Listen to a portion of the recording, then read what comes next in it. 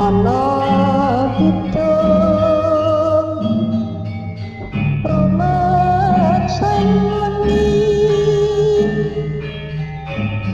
teku ayu puto ing lara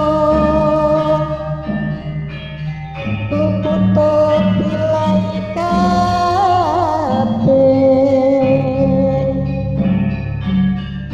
jin setan tatan purun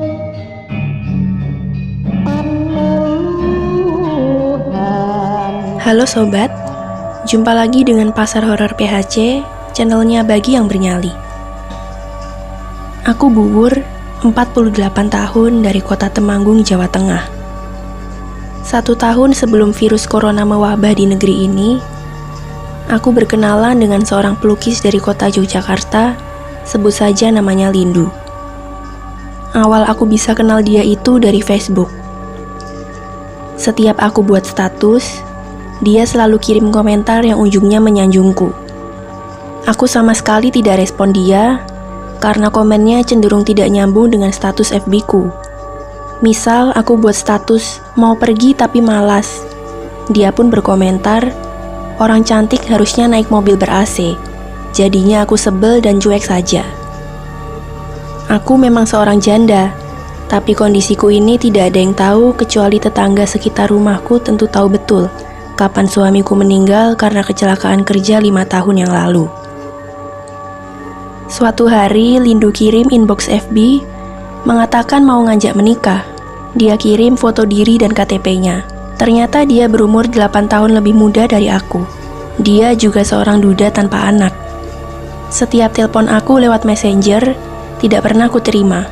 Dia minta nomor WhatsApp, juga aku abaikan.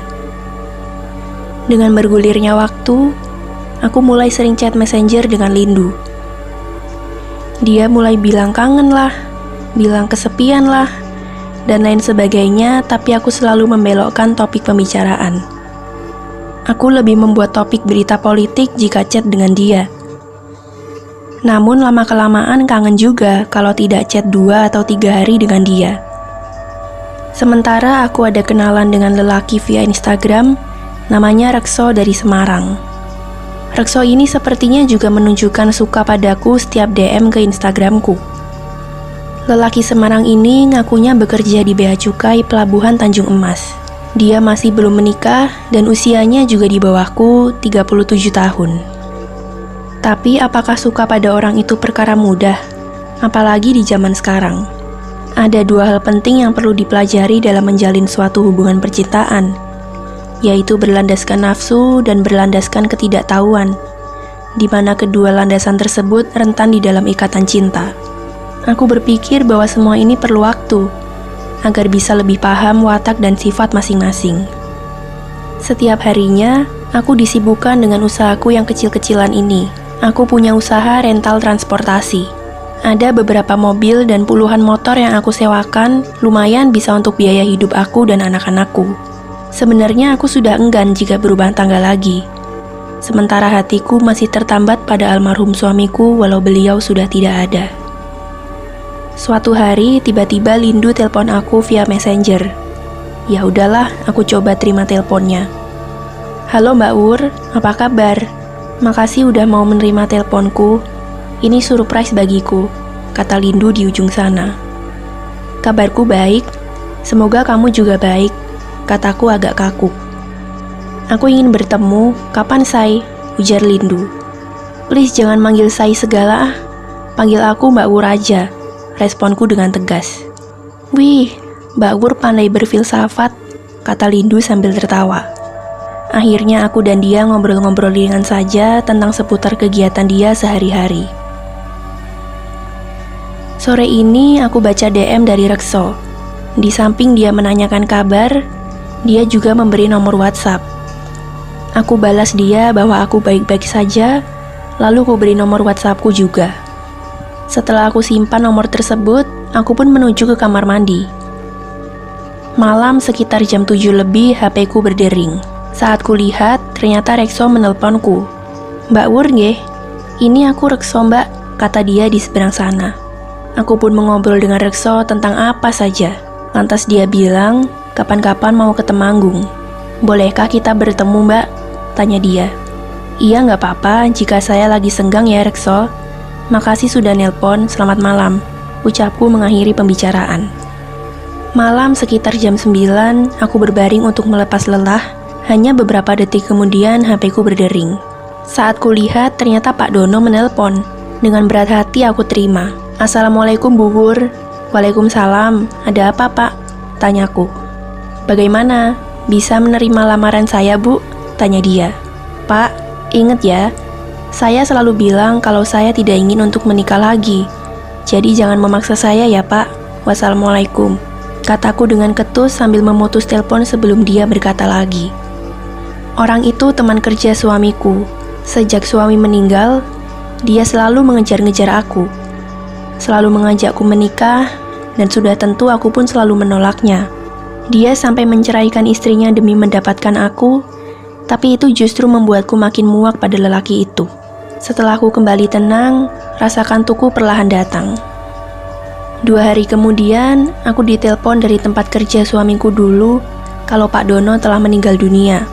Segenap staf perusahaan memohon doanya agar beliau husnul khotimah. Aku jawab singkat, "Amin, terima kasih atas informasinya Bu Emma." Parji, panggilku pada salah satu karyawanku. "Inge Bu," kata Parji. "Kamu masih ingat rumah Pak Dono? Yang dekat pasar itu loh," kataku. "Oh iya, tahu Bu. Nah, amplop ini kasihkan pada pihak keluarga di sana. Katakan ikut berbelasungkawa ya Par." "Geh Bu," Parji pun langsung berangkat. Sore jam 5, aku baru sampai rumah. Sasaranku pertama adalah minum air putih yang banyak, lalu mandi. Habis mandi, aku menggigil kedinginan. Maklum, Temanggung lagi musim dingin. Setelah makan malam dengan ketiga anakku, aku pun duduk di teras sambil menyalakan laptop.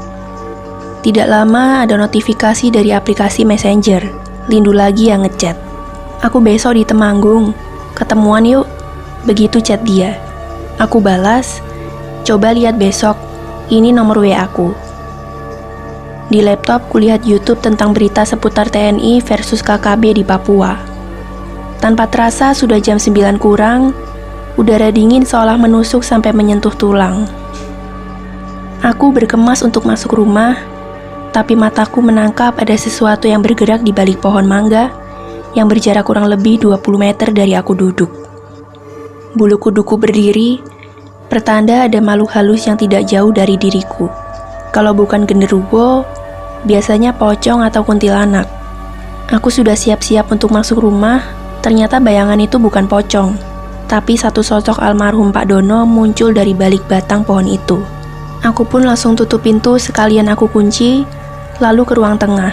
Ternyata anak-anakku sudah pada di kamarnya masing-masing.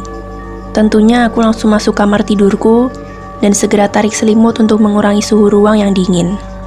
Tidak seberapa lama, aku dengar suara langkah kaki dari jendela kamarku. Langkah itu perlahan, tapi cukup jelas. Aku terus terang mulai dihinggapi rasa takut. Apakah itu langkah hantu Pak Dono? Pikirku sambil meringkuk memeluk guling. Tiba-tiba aku mendengar suara berbisik, "Wur, Wur." Dadaku langsung berdetak kencang setelah mendengar bisikan memanggil namaku itu. Tidak sadar, keringat mulai mengalir di keningku. Badanku jadi gerah. Kusingkap selimutku, lalu duduk sambil kulantunkan doa. Tidak lama, suara itu sudah tidak terdengar lagi. Aku pun hendak berbaring kembali, tapi tiba-tiba HP-ku berdering.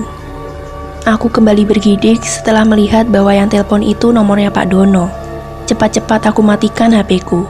Aku rebahkan tubuhku dengan suasana hati yang masih bergejolak. Ini sudah teror namanya. Ini harus segera dihentikan. Aku sangat tidak suka dengan kondisi seperti ini. Seperti dengan pagi-pagi sebelumnya, pagi ini setelah mandi, sarapan, dan bersih-bersih rumah, aku bersiap berangkat ke usaha rentalku yang berjarak 5 km dari rumah.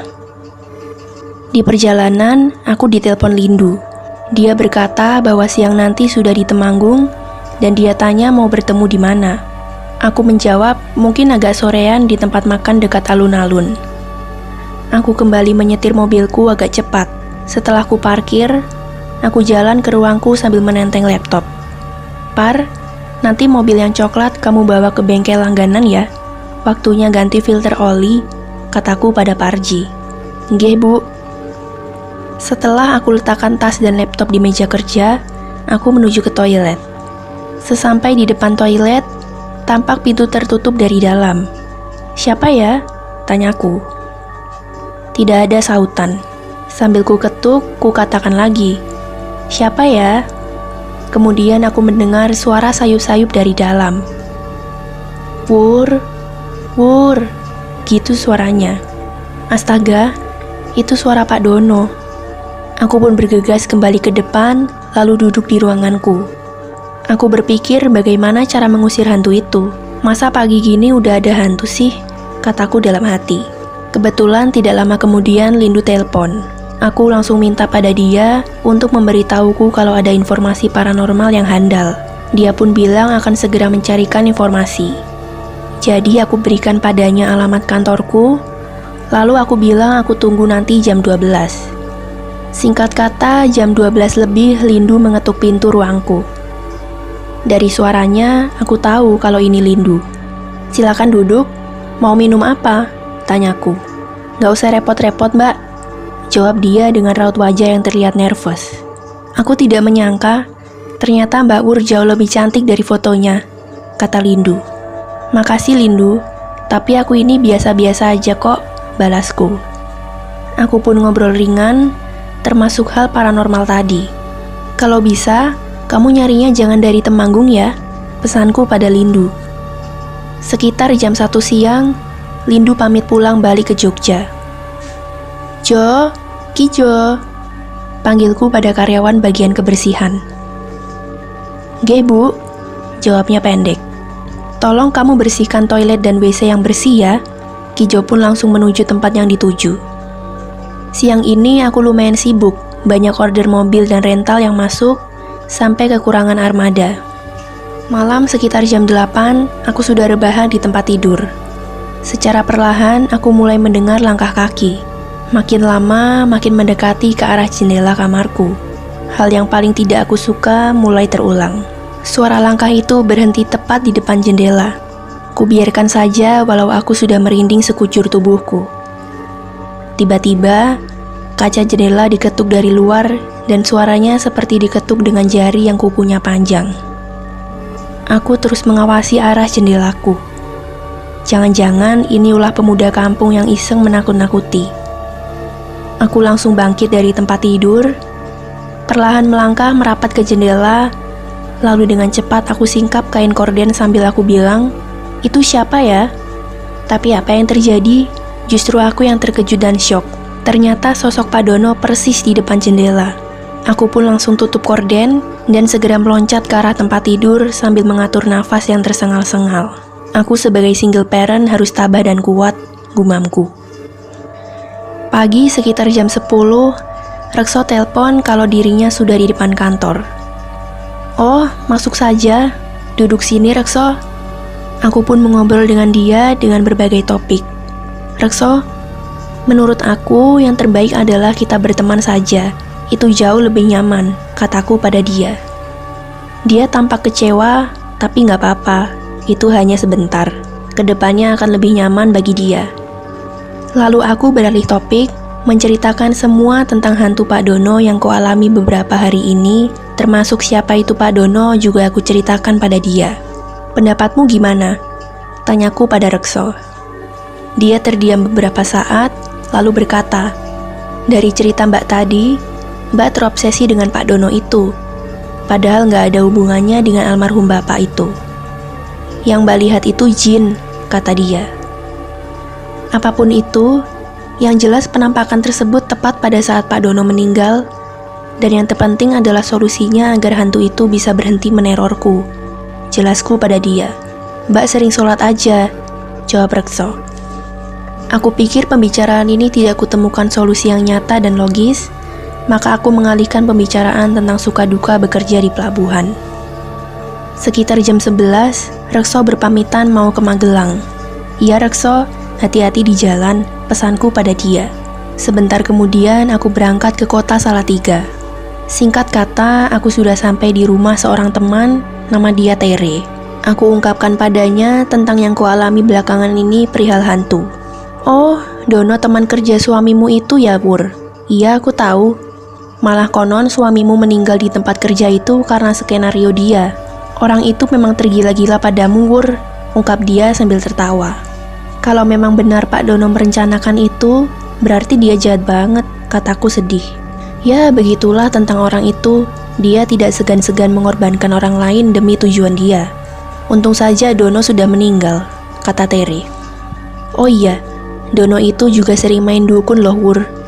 Setauku dia punya 3 dukun.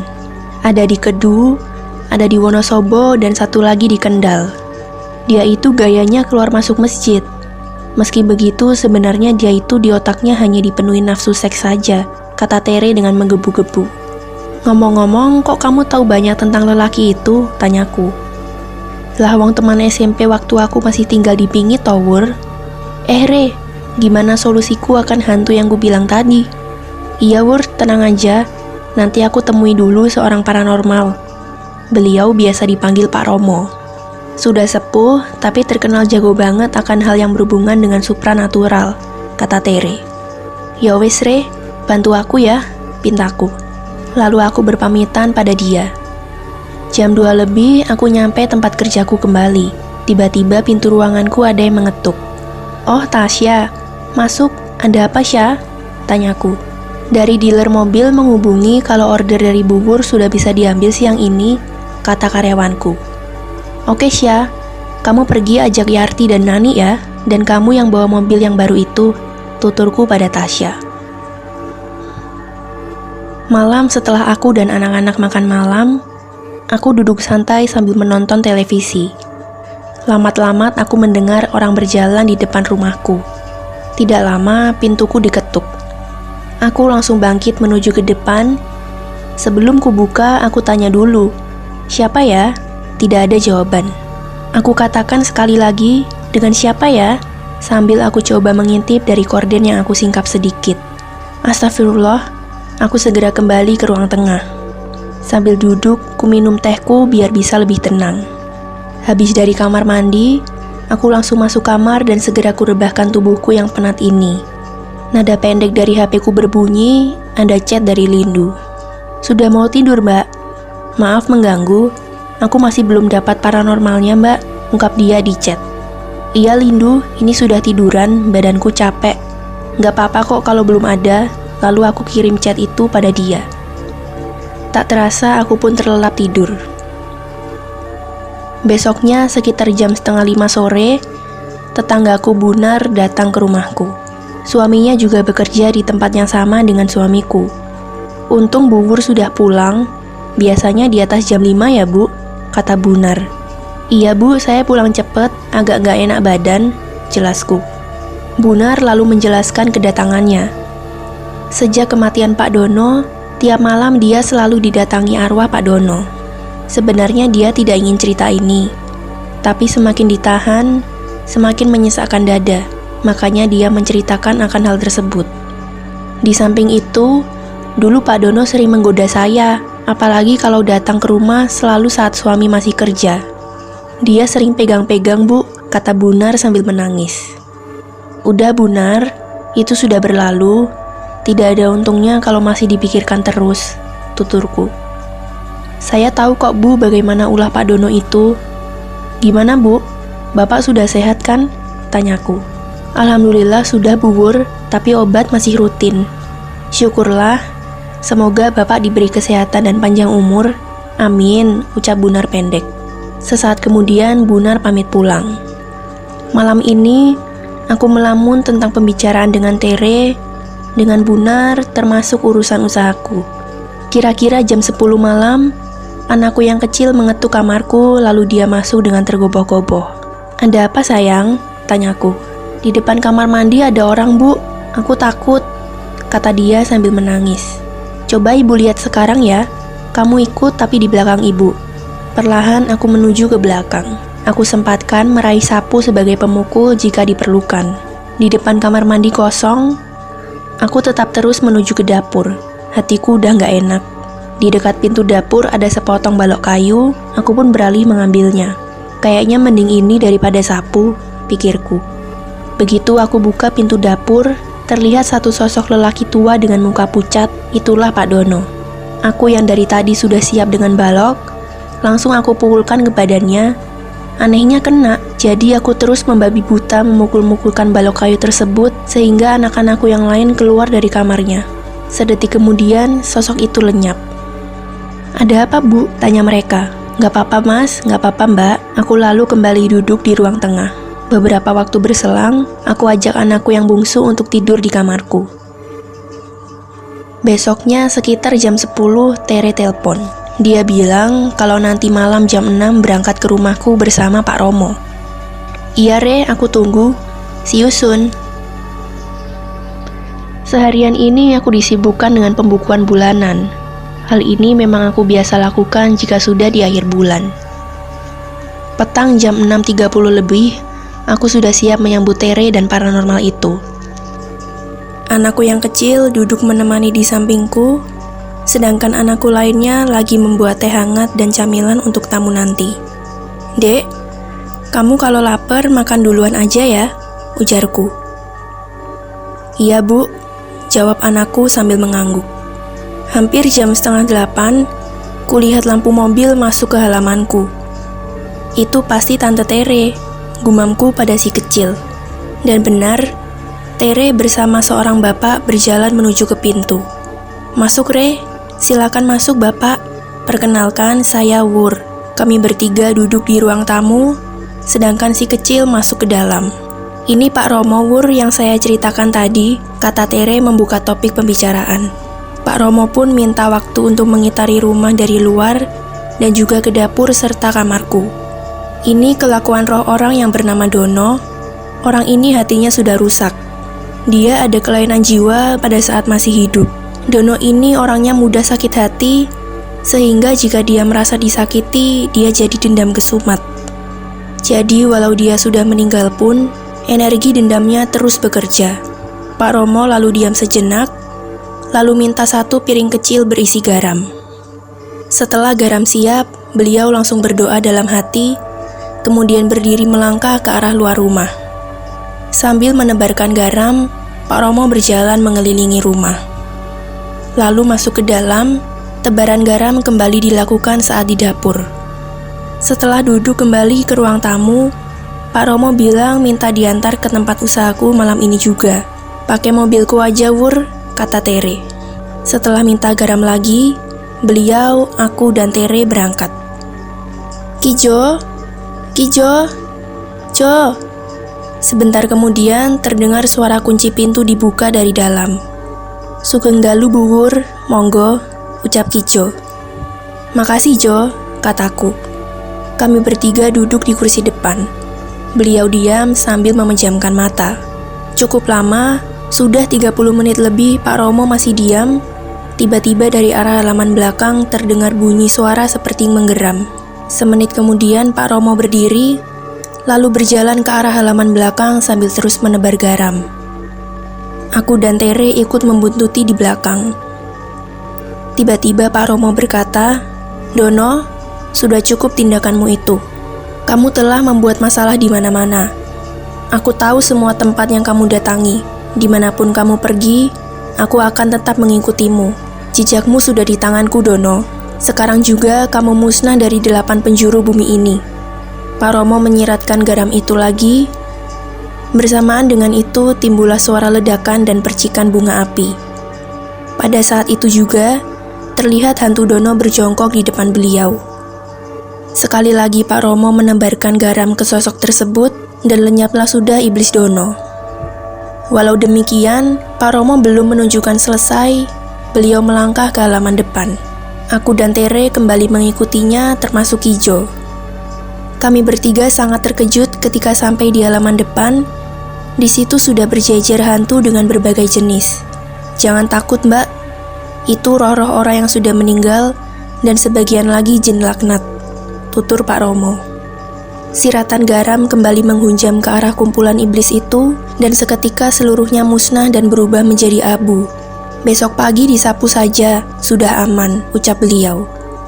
Saat mobil mulai menuju ke rumahku, kulihat sudah hampir jam 10 malam. "Sorry ya Tere, sampai malam gini, apa mending kamu tidur di tempatku gimana?" "Gak apa-apa Wur, aku udah biasa nyetir malam hari, tenang aja," jawab Tere sambil tersenyum. Sesampai di halamanku, di situ juga sudah berjajar jin dan beberapa roh gentayangan. "Tenang semua ya, jangan takut." Lalu Pak Romo memotret para makhluk itu dengan HP-nya, kemudian duduk di teras. Mungkin Pak Romo mengumpulkan tenaga dalamnya lagi, pikirku. Aku dan Tere duduk di ruang tamu menunggu proses beliau selesai. Kata-kata Pak Romo memecah kesunyian malam. "Hai roh-roh manusia, kembalilah segera pada tempatmu yang abadi." Bersamaan itu lenyap sudah roh-roh itu. "Hei jin laknat, kalian iblis yang tidak mempunyai tempat dimanapun itu, sekarang juga terbakarlah kalian." Sekian detik muncul kobaran api membakar jin-jin itu, dan kemudian kembali normal. Pak Romo melangkah ke ruang tamu, lalu diminumlah segelas teh yang sudah dingin itu. "Prosesi pengusiran setan sudah selesai, izinkan saya mau pamit pulang Bu." "Terima kasih banyak Pak Romo," ujarku sambil menyodorkan amplop ke beliau. "Tanpa mengurangi hormat saya pada Anda, saya tidak bisa menerima uang tersebut. Terima kasih, selamat malam." Aku lantas mengantar sampai ke mobil, berangkatlah mobil tersebut pulang. Lalu aku akhiri malam ini. Besoknya, seharian tidak ada lagi hal-hal ganjil di tempat kerjaku. Justru semakin banyak pelanggan yang menyewa kendaraan-kendaraanku. Malamnya, ketika anak-anak sudah pada masuk kamar, aku sengaja duduk di teras walau sudah jam 10 kurang. Alhamdulillah, penampakan hantu Pak Dono sudah tiada lagi. Dan aku pun berharap, semoga di tempat Bunar dan tempat-tempat lainnya yang pernah didatangi juga sudah terbebas dari hantu lelaki itu. Sampai di sini kisah yang kualami. Terima kasih pada Bu Wur yang telah membagi penggalan kisah hidupnya, dan terima kasih juga untuk para sobat yang telah menyimaknya sampai selesai.